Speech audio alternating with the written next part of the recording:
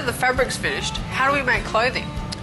Well, the first thing we need is to have a design. So if we're making just a basic T-shirt out of a piece of jersey fabric, we need to know what design of T-shirt we want. So usually a designer will come up with a sketch of a garment and they'll choose the different colours of fabric they want to be made from that, and then that will be turned into technical information. So the first thing we need is a technical brief of the garment, all the different component parts, what sort of labels and buttons and zips might need to go to assemble the fabric, what type of stitching is used to put it together, what colour of stitching and type of thread. So all the technical specifications of the garment, and we also need to develop a pattern so that we can cut out the various components of the garment into their different pieces and then sew them together.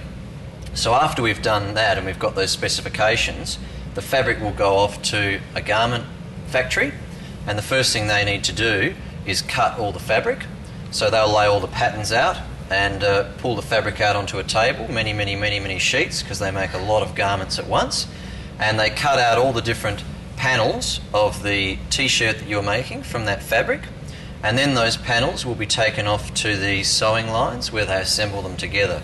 So there'll be many sewing machines at an average factory that you use to make these garments, and people will sit there and sew the garments together based on the technical specifications they've been given. And equally at that time, if there's a print that might need to go onto the T-shirt, then that panel, the front panel of the T-shirt, will be sent off to be printed first. And after all those things are done, we make the garment and it goes off to be finished. And the finishing of a garment is basically just probably steaming it with a light iron and then folding it very nicely and putting it in its packaging. And that then goes off to maybe a distribution warehouse for the company that's going to sell it, and from there it'll go and get put in the stores, and you'll walk into the shop and see it sitting there and on the shelf for sale. All right. Cool.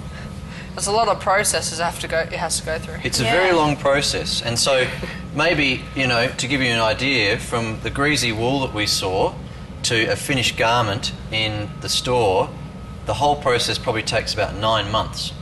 Wow. So from us getting a greasy bale of wool to scour it, card it, comb it, spin it, all the shipping times between the different processes, then the knitting, dyeing, finishing, the fabric going off to be made and sewn into a finished garment, and then being shipped and to be in the stores on the shelves is probably at least 9 months. Wow. It's a long time. Time. It is. For more information, go to merino.com.